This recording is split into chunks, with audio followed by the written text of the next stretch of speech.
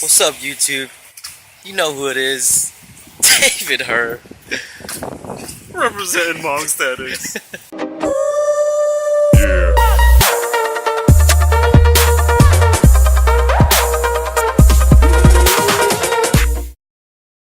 What's up, guys? So I have a video of my shoulder and bicep workout. Right when I get to the gym, 2 minutes of walking and 8 minutes of running.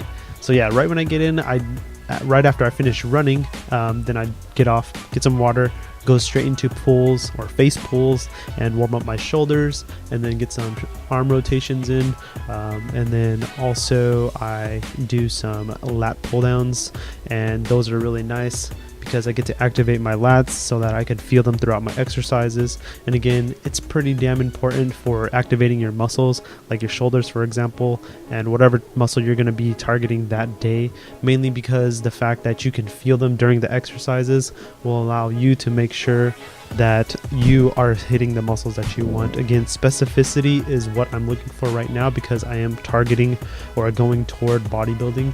So making sure that I'm hitting those muscles that I want or that I want to grow is very important, right? So that's what I'm aiming for here, and you'll see me going right into my superset after these lat pull downs. I have Arnold presses into side lateral raises with the emphasis in my rear delts, and then I also have upright rows, 20-pound dumbbells, and then a 40-pound curl bar. I use a curl bar mainly because the fact that I really enjoy or really feel comfortable with the curled area of the curl bar, mainly because my wrists suck. And it just feels really nice because it fits perfectly with the width that I hold it at, and it just feels really nice, and I get a much better I guess I get a much better pump into my shoulders rather than when I do it with a straight bar, right? So yeah, again, when I'm doing these exercises, the things that I'm thinking about are, for all three of them, I really squeeze my lats and my traps really tight, so I make sure that I'm isolating my shoulders in these workouts, because again, if I tighten up my back, which is going to somewhat be or would be used in these exercises if I didn't tighten them, right? Because if you tighten them, you won't be moving them as much, so that emphasis or the movements are emphasized in your shoulders, right? So that's what I'm aiming for here. Again, because of specificity, I really want to target the shoulders, because again, it's one of my lacking areas, and also because it's shoulder day. But yeah, so focusing, that's what I think about when I'm doing those exercises. And again, numbers will be in the description if you guys want them. But yeah, so going right into bicep curls after this. So I'll kind of explain to you guys the bicep curls. I do alternating and then simultaneous in the same set, because of the fact that I just get a much better pump that way versus doing either just one at a time or alternating or simultaneously separately. So I do them in the same set, and I just get a much better pump that way. On top of that, making sure that I'm doing it on an incline bench so that I get a bunch of my tension falling back, and you'll see that in a bit. So when your arm falls back past your body, you get your bicep is going to stay at tension, meaning that there's more time under tension, meaning that your body is going to respond with more muscle growth if you have more time under tension, mainly because you're just ripping your muscle fibers a lot more and you're getting a lot more activation. On top of that, to add on to that, when you pull all the way to the top, make sure that you squeeze for a really good peak contraction. On top of that, pulling your pinky inward so that it kind of pretending to kind of like knuckle your face with your pinky knuckle, right? So to kind of bring it in and out, you'll get a really nice contraction at the very end of your bicep on this part if you bring it in all the way with your pinky. And I don't know if you can really see it, but again, you can try it on your arm. You can definitely see the difference of the way your bicep moves when you're just kind of turning your wrist this way. And again, that's why you'll see me here. It looks kind of funky the way I'm doing it, but again, I really want to get that nice contraction, and I want to get my bicep as sculpted as possible, right? So that's what I'm working on there. And yeah, that's just the first bicep workout, and then going right into military press after this. Again, the same concept and the same method as I used in the superset to isolate the shoulders from the back, right? So you're not using your back, you're more so focusing or putting the stress of the weight onto your shoulders, right? Again, when I'm doing the military press, I'm bringing it down, making sure that my forearm is perpendicular to the ground. And again, you want it to be perfectly perpendicular to the ground, so your shoulder isn't falling back or trying to make up for you falling back or falling forward. Again, that does hurt your rotator cuff, so you definitely want to steer away from that. And that's, again, making sure that your shoulder is healthy is definitely priority number one when you're trying to make sure that you can sustain the lifting that you're doing, right? And there's no need to go really heavy. And look, I am lifting with no weights on it, but I'm still getting a really nice shoulder contraction here. I do go up in weight, but again, I don't do as many reps, but I am putting in a lot of thought and focus onto my shoulders here, right? So again, tightening up the lats and tightening up my back, really making sure that it's stable and just allowing my shoulders to take over all of the stress of the weight. And I get a really nice pump again from this because of the fact that I isolate the movement into my shoulders specifically. It really hits my rear delts. I normally do behind the press, but I wanted to make sure that I was doing a military press and kind of maintaining my strength in the military press as well too. I do it about once a week or twice, or once every 2 weeks, sorry. I don't do it that often because I am kind of switching it out for behind the head press. So yeah, there's that, and then I'm gonna go straight into bicep curls or hammer curls right after this, and I'm using 22.5s. I normally do it with 17.5s, but again, when the gym is kind of busy, you don't really get the chance to hit your muscles with the exact weights that you want all the time. So I just had to compensate with using 22.5s and just trying to do as many as I could instead of doing the normal numbers that I would. But again, you'll see in the clip coming up that when you're doing, or when I am doing them in that specific clip, I'm not keeping my elbows stable. And if you're not keeping your elbows stable, that means that you're letting your shoulders take over just a tad bit, and you're using a little bit of your shoulders to bring up the weight.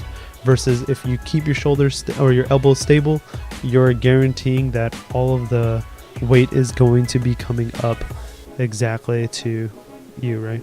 And I totally forgot that I did shrugs right in between, so here's some shrugs right now. Again, same exact concept where you're tightening up. So now you want to hit the traps, right? So now you're bringing your shoulders back and tightening up your shoulders and tightening up your lats and making sure that your traps are the only thing that is, or trying to make sure that it's majority of your traps pulling up the weight. So again, just tying it up and bring it right up. That's what I'm thinking about when I'm doing it. And it gets a really nice pump. Before, I used to do them pretty horribly. I didn't really tighten up any other muscles, so it was really hard for me to target my traps specifically because I started feeling them in other areas where I got pinched nerves and started having a lot of pain and headaches because of the pinched nerves. So yeah, so definitely try to make sure that you're not hurting up your back by doing shrugs the wrong way. Again, it might have just been me, but it really did help once I started to learn how to tighten up the other muscles. And again, this is what I was talking about before with the biceps, really moving my elbows where I really need to keep them stable. And that's why I really wanted to use 17.5s, because again, it allows me to keep my elbows stable and really get that peak contraction where I really squeeze at the top and just get that really nice pump for my biceps. But yeah, that's pretty much it for the biceps. I only had two workouts for my biceps in here because again, I'm not really focusing on my biceps because my biceps aren't really the weakest point. They are pretty weak, but they're not my weakest point right now, so it's not my priority. But again, I am still putting in movements for it because no regrets.